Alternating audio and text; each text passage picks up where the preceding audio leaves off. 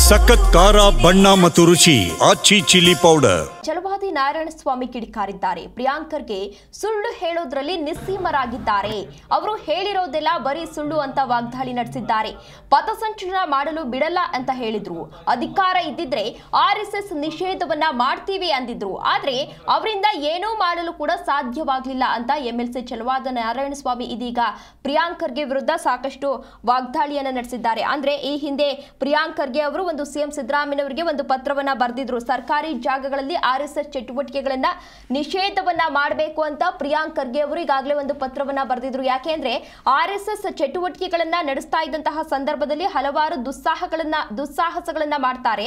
ಇದರಿಂದ ಜನರ ಮೇಲೆ ದುಷ್ಪರಿಣಾಮ ಬೀರುತ್ತೆ. ಮಕ್ಕಳಿರ್ತಾರೆ, ಯುವಕರಿರ್ತಾರೆ, ಅವರೆಲ್ಲರೂ ಮೇಲೂ ಕೂಡ ದುಷ್ಪರಿಣಾಮ ಬೀರುತ್ತೆ. ಆದ್ರಿಂದ ಆರ್ಎಸ್ಎಸ್ ಚಟುವಟಿಕೆಗಳನ್ನ ಬ್ಯಾನ್ ಮಾಡಬೇಕು ಅಂತ ಹೇಳಿ ಪ್ರಿಯಾಂಕರ್ಗೆ ಪತ್ರ ಬರೆದಿದ್ರು. ಇದೀಗ ಅದೇ ವಿಚಾರಕ್ಕೆ ಸಂಬಂಧಪಟ್ಟಂತೆ ಛಲವಾದಿ ನಾರಾಯಣಸ್ವಾಮಿ ರಿಯಾಕ್ಟ್ ಮಾಡಿದ್ದಾರೆ. ಅವರು ಸುಳ್ಳುಗಳನ್ನು ಹೇಳೋದ್ರಲ್ಲಿ ನಿಸ್ಸೀಮರಾಗಿದ್ದಾರೆ. ಅವರು ಹೇಳಿರ್ತಕ್ಕಂಥ ಎಲ್ಲ ಮಾತುಗಳು ಕೂಡ ಅಪ್ಪಟ ಸುಳ್ಳು. ಯಾಕೆಂತಂದರೆ ಯಾವುದೇ ಕಾರಣಕ್ಕೆ ನಾನು ಪಥಸಂಚಲನ ಆಗಲಿಕ್ಕೆ ನನ್ನ ಕ್ಷೇತ್ರದಲ್ಲಿ ಬಿಡೋದಿಲ್ಲ ಅಂತ ಹೇಳಿದರು. ಆದರೆ ಇವತ್ತು ಆಗಿದೆ ಅನ್ನೋದನ್ನು ಅವರು ಅರ್ಥ ಮಾಡ್ಕೊಳ್ಬೇಕು. ಎರಡನೇದು ಅವ್ರು ಹೇಳಿದ್ದು, ನನ್ನ ಕೈಯಲ್ಲಿ ಅಧಿಕಾರ ಇದ್ದರೆ ನಾನು ಇವತ್ತೇ RSS ನಿಷೇಧ ಮಾಡ್ತೇನೆ ಅಂತ ಹೇಳಿದರು. ಅದು ಅವರಿಗೆ ಈ ಜನ್ಮದಲ್ಲಿ ಆಗಲಾರ್ದ ಒಂದು ವಿಷಯ. ಮೂರನೇದಾಗಿದ್ದು, ನಾನೇ ಪರ್ಮಿಷನ್ ಕೊಟ್ಟಿದ್ದು ಅಂತಂದೆ. ಅದು ನಿಮ್ಮ ಪರ್ಮಿಷನ್ ಅಲ್ಲ, ಅದು ನ್ಯಾಯಾಲಯದಿಂದ ಸಿಕ್ಕ ಅನುಮತಿ. 350 ಜನನೇ ಇರಬೇಕು ಅಂತ ಹೇಳಿದ್ದು ನಾನೇ ಅಂತಂದರು. ಅದು 350 ಇರಬೇಕು ಅಂತ ಹೇಳಿದ್ದು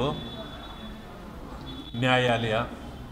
ಹೀಗೆ ಸರಣಿ ಸುಳ್ಳುಗಳನ್ನು ಹೇಳತಕ್ಕಂಥ ಸುಳ್ಳುಗಾರ ಯಾರಾದರೂ ಇದ್ದರೆ ಅದು ಪ್ರಿಯಾಂಕಾ ಖರ್ಗೆ ಅಂತೇಳಿ ಹೇಳಲಿಕ್ಕೆ ಬಯಸ್ತೇನೆ.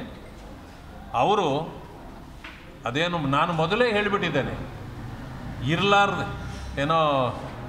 ಇರಲಾರ್ದೆ ಇರುವೆ ಬಿಟ್ಕೊಂಡ್ರು ಅಂತ. ಇರಲಾರ್ದೆ ಇರುವೆ ಬಿಟ್ಕೊಂಡು ಪಾಪ ಈಗ ಕಚ್ಚಿಸ್ಕೊಂಡು ಓಡಾಡ್ತಾ ಇದ್ದಾರೆ. ಇರುವೆ ಭಾಳ ಕಚ್ಚಿದೆ ಅವ್ರಿಗೆ, ಈಚೆಗೆ ತೋರಿಸ್ಕೊಳ್ಳಾರ್ದೆ ಓಡಾಡ್ತಿದ್ದಾರೆ ಅಷ್ಟೇ.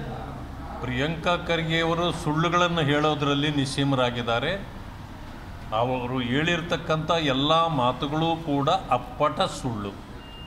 ಯಾಕೆಂತಂದರೆ